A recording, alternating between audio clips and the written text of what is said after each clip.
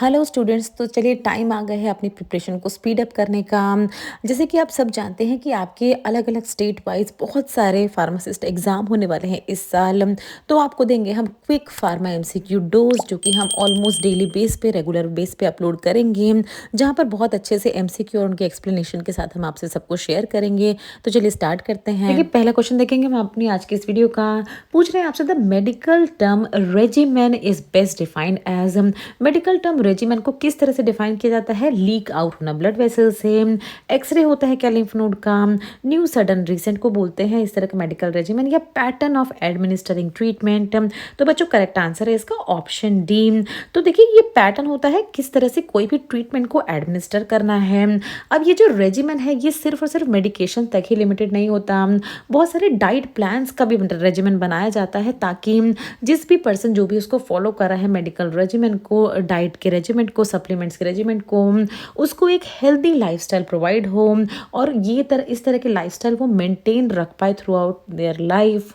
तो ये टर्म होती है रेजिमेन। अगर हम मेडिकल लैंग्वेज में बात करें तो किस तरह से मेडिकेशंस जो हैं वो एडमिनिस्टर की जाएंगी, किस टाइम पे ली जाएंगी, कितने टाइम के बाद ली जाएंगी, इसका पूरा ही पैटर्न होता है, इसको कहा जाता है मेडिकल रेजिमेन। क्वेश्चन है, देखिए, मेडिकल टर्म रिलैप्स को हम बेस्ट डिफाइन किस तरह से कर सकते हैं? ऑप्शन ए में दिया गया है आपको, देखिए, रिटर्न और रीअपेरेंस होना किसी डिसीज का।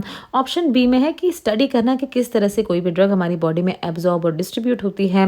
ऑप्शन सी है, देखिए, पेशेंट्स को स्टडी करना, या ऑप्शन डी है ईज ऑफ मूवमेंट। तो आंसर है बच्चों इसका ऑप्शन ए, रिटर्न और रीअपेरेंस ऑफ अ डिसीज। अब देखिए, ये बहुत ज्यादा देखा होगा आपने ड्रग एडिक्शन के केस में। अगर किसी कोई पर्सन है वो ड्रग एडिक्टेड हो जाता है, अगर उनको रिहेबिलिटेशन सेंटर पे थोड़ी दिन के लिए छोड़ा भी जाता है, तो अगर वो वापस वो लोग घर आते हैं तो इस तरह के रिलैप्स सिम्टम्स शुरू हो जाते हैं, मतलब और भी सीवियर उस ड्रग को लेने की उनमें अर्ज होने लगती है, जो भी जिससे भी वो एडिक्ट थे। और क्या है, मेंटल डिसऑर्डर के केस में भी ये होता है कि अगर कोई पर्सन डिप्रेशन की मेडिसिन ले रहा है और थोड़े समय के लिए उसने छोड़ दी है वो मेडिसिन लेना, तो वही डिप्रेशन के सिम्टम्स फिर से उनके अंदर दिखने लगेंगे, एंजाइटी के सिम्टम्स दिखने लगेंगे। तो इस तरह की चीज को बोला जाता है रिलैप्स, रिटर्न और reappearance of a disease. Next question में पूछ रहे थे कि मेडिकल टर्म रिमिशन को किस तरह से आप बेस्ट डिफाइन कर सकते हैं? ऑप्शन है, देखिए, having many fibres. Option B है एबनॉर्मल फंक्शन को बोलते हैं क्या रिमिशन। ऑप्शन सी है disappearance of evidence of cancer और अदर डिसीज। ऑप्शन डी है आउटलुक। तो बच्चों, आंसर है इसका option C, disappearance of evidence of cancer और अदर डिसीज, इसको बोला जाता है रिमिशन। अब क्या है, देखिए, बहुत सारे डिसीज जब होती हैं उनके बहुत अलग अलग सिम्टम्स होते हैं। समय के साथ साथ जब उनके सिम्टम्स रिड्यूस होने लगते हैं तो हम पता लगा पाते हैं, तो हमें पता चलता है कि डिसीज जो है वो धीरे धीरे ठीक हो रही है। कैंसर के केस में भी ऐसा ही होता है कि जब सिम्टम्स थोड़े थोड़े कम होने लगते हैं, बहुत सारे अलग अलग सिम्टम्स होते हैं जब कैंसर होता है किसी भी पर्सन को, तो जब उन सिम्टम्स में कमी आने लगती है तो उस प्रोसेस को हम बोलते हैं, उस मेडिकल टर्म को हम बोलते हैं रिमिशन। नेक्स्ट क्वेश्चन में बोल रहे थे कि मेडिकल टर्म रीनल को हम कैसे बेस्ट डिफाइन कर सकते हैं? तो इसका बहुत ही कॉमन सा आंसर है, देखिए, pertaining to the kidney. Option C answer है इसका, option C, pertaining to the kidney.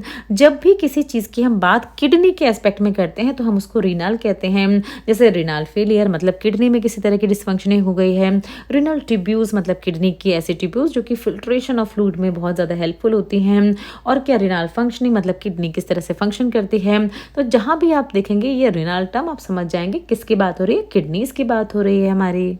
फिर देखिए, मेडिकल टर्म रेसेक्ट को आप किस तरह से बेस्ट डिफाइन कर सकते हैं? RESECT, रेसेक्ट। तो ऑप्शन अलग अलग है, देखिए, placed in the body, remove और cut out surgically, low number of blood pressure reading, या condition when blood contain more acid than normal. तो बच्चों, आंसर है कि इसका ऑप्शन बी, रिमूव करना या कट करना बॉडी के किसी भी अनवांटेड पार्ट का सर्जिकली, मतलब सर्जरी के थ्रू उसको रिमूव करना। अब ये देखिए, ये पार्ट्स जो है बहुत ही अलग अलग हो सकते हैं, किसी पर्टिकुलर जगह पे ट्यूमर है, किसी का कोई पार्ट जो है वो काम नहीं कर रहा है, या उस पार्ट के बॉडी पार्ट के होने की वजह से उस पर्सन की पूरी ही बॉडी अफेक्ट हो सकती है। तो इस तरह के पार्ट्स जो होते हैं उनको बॉडी से सर्जिकली रिमूव किया जाता है क्वालिफाइड सर्जन्स के द्वारा, और इसी की मेडिकल टर्म में इसको कहा जाता है रेसेक्ट। नेक्स्ट देखिए, मेडिकल टर्म सारकोमा को आप कैसे डिफाइन कर सकते हैं? एक तरह का कैंसर है, पेन प्रिवेंशन की एक तरह की टेक्निक है, नॉट ब्रेकिंग कटिंग एंटरिंग करने स्किन में एंटर करने की एक तरह की टेक्निक है, या आई से रिलेटेड है। तो बच्चों आंसर इसका ऑप्शन ए एक तरह का देखिए टाइप ऑफ कैंसर है, सार्कोमा। अब ये जो सार्कोमा है देखिए बहुत ही अनयूजुअल टाइप का कैंसर होता है, जहाँ कौन से पार्ट अफेक्ट होते हैं तो बोन्स और जो कनेक्टिव टिश्यूज होते हैं जैसे फैट्स एंड मसल वो अफेक्ट होते हैं इस तरह के कैंसर में। इस तरह के कैंसर के देखिए कॉज जो है वो बहुत ज़्यादा क्लियर नहीं है क्यों होता है इस तरह का कैंसर, बट ये माना जाता है कि अगर कोई पर्टिकुलर पर्सन उसके जीन्स किसी तरह से अफेक्टेड है तो जेनेटिक एक तरह का डिसऑर्डर इसको माना जाता है सार्कोमा को। और अगर कुछ स्पेसिफिक टाइप के रेडिएशन से एक्सपोज हो गया है कोई भी पर्सन तो भी उसे हो सकता है इस तरह का सार्कोमा कैंसर। नेक्स्ट क्वेश्चन है देखिए सिडेटिव को आप कैसे डिफाइन कर सकते हैं अच्छे से, तो ये बहुत सारे बच्चों को इसका आंसर पता भी होगा। आंसर है इसका अ ड्रग टू काम और मेक लेस एंशियस। तो देखिए सिडेटिव एंड हिप्नोटिक्स कैटेगरी की ड्रग हम पढ़ते हैं किसमें, फार्माकोलॉजी में हम पढ़ते हैं। ये ऐसी ड्रग्स होती हैं जो कि हमारे माइंड को काम करने के लिए बनाई जाती हैं ताकि माइंड जो है वो एक रेस्टिंग स्टेज पे चला जाए। जो ओवर एंशियस माइंड है या बहुत ज़्यादा पैनिक अगर हो रहा है किसी को भी तो डॉक्टर जो है इस तरह के सिडेटिव्स एंड हिप्नोटिक्स उनको प्रिस्क्राइब कर देते हैं जैसे बार्बिचुरेट्स काइंड ऑफ ड्रग। तो इनका यही काम होता है देखिए जब तक इनका इफेक्ट रहता है बॉडी में, जब तक ये रहती है हमारी बॉडी में तब तक ये इस तरह का कामिंग इफेक्ट प्रोवाइड करती है, बट जैसे ही इनका असर खत्म होने लगता है फिर से पर्सन जो है इसी तरह की एंजाइटी और इसी तरह के पैनिक अटैक्स में जा सकता है। मैं पूछ रहा देखिए मेडिकल टर्म सेमिनोमा को आप किस तरह से डिफाइन कर सकते हैं। ये क्या, ये स्प्रेड ऑफ डिसीज होता है, एक तरह का इनएक्टिव सब्सटेंस होता है, एक टाइप का टेस्टिस कैंसर है, या ड्रग ऐसा ड्रग है जिसको इन्फेक्शंस में यूज किया जाता है जो कि पैरासाइट्स के थ्रू होता है। तो बच्चों आंसर है इसका ऑप्शन, कौन सा ऑप्शन है देखिए option C, type of a testis cancer. तो ये बहुत ही नया होगा बहुत सारे बच्चों के लिए। सेमिनोमा क्या होता है, एक तरह का टेस्टिस का कैंसर होता है जो कि देखिए किस तरह से ये सबसे अच्छी बात इसमें होती है कि ये बहुत ज़्यादा क्यूरेबल होता है। जिस भी पर्सन को ये हुआ है बहुत ज़्यादा चांस है कि वो रिकवर हो जाए इस तरह के कैंसर से।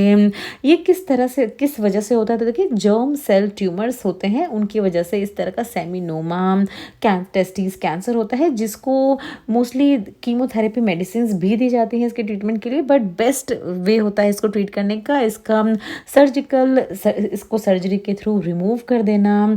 तो सर्जरी इसके थ्रू रिमूव किया जाता है और पर्सन जो है पूरी तरह से क्योर हो जाता है इस तरह के सेमिनोमा कैंसर से। तो देखिए मेडिकल टर्म सोमनोलेंस को आप किस तरह से बेस्ट डिफाइन करते हैं। ऑप्शन ए देखिए स्लीपीनेस, ऑप्शन बी है कि क्या ये टाइप है एक तरह की वाइट ब्लड सेल की, ऑप्शन सी है बोन के रिस्पेक्टिव इसको बोल रहे हैं सोमनोलेंस को, या ऑप्शन डी है एक ऐसी कंडीशन जब ब्लड में बहुत ज़्यादा एसिड प्रेजेंट हो। आंसर है बच्चों इसका ऑप्शन ए। तो स्लीपीनेस को कहा जाता है सोमनोलेंस। स्लीपीनेस मतलब पर्सन जो है वो थ्रू आउट द डे पूरे ही दिन बहुत ही ज़्यादा थका हुआ, बहुत ही ज़्यादा नींद आती रहती है उसको। अब देखिए बहुत सारे कारण हो सकते हैं लेकिन कुछ प्रमुख कारण जो है उनमें ये एक कारण हो सकता है कि पर्सन जो है वो किसी तरह की ऐसी मेडिसिन ले रहा है जो कि उसको इस तरह से टायर्ड रखती है, स्लीपी रखती है पूरे दिन, या पर्सन की बॉडी में किसी तरह की न्यूट्रिशनल डिप्राइवेशन है, मतलब कुछ न्यूट्रिएंट्स कम है उसकी बॉडी में जिसकी वजह से वो टायर्ड या वो ड्राउजी फील करता है। और भी बहुत सारे कारण है, और एक कारण हो सकता है कि कैफीन विड्रॉल, मतलब अगर चाय या कॉफ़ी की आदत है अगर उसे नहीं मिली है उस दिन तो वो पूरे ही दिन स्लीपी रहेगा। तो इसको एक तरह की मेडिकल टर्म में नाम दिया गया है। अगर पूरे दिन कोई स्लीपी रहता है, बहुत ज़्यादा उसको नींद आती है तो उसको नाम दिया जाता है सोमनोलेंस। मेडिकल टर्म स्पायरोमीटर को आप किस तरह से बेस्ट डिफाइन करेंगे। अलग अलग ऑप्शन दिए हैं आपको बच्चों, आंसर है इसका ऑप्शन सी। स्पायरोमीटर देखिए एक ऐसा इंस्ट्रूमेंट है जो कि मेजर करता है कि कितनी एयर इनहेल और एक्सेल आउट हुई है हमारी लंग्स से। अब देखिए स्पायरोमीटर का ये काम तो होता ही है एयर को मेजर करने का, और इसके क्या क्या काम होते हैं। अगर मान लीजिए किसी भी पर्सन को लंग इलनेस है, काफ़ी लंबे समय से उसकी लंग में कि किसी तरह की ट्रीटमेंट चल रही है, तो जो एक्स्ट्रा फ्लूइड और एक्स्ट्रा म्यूकस जमा हो गया है लंग्स में उसको लंग्स से बाहर निकालने का काम भी होता है स्पायरोमीटर का, ताकि जो भी पर्सन है वो अच्छे से ब्रीथ कर पाए, उसकी लंग्स जो है क्लीन हो पाए। तो ये सभी चीज़ों को कैरी आउट किया जाता है स्पायरोमीटर मेडिकल डिवाइस की मदद से। सो बच्चों वीडियो अच्छी लगी हो तो वीडियो को लाइक ज़रूर करें, चैनल को सब्सक्राइब ज़रूर कर लें, इसी तरह से हमें अपना सपोर्ट दिखाते रहें। Thanks for watching.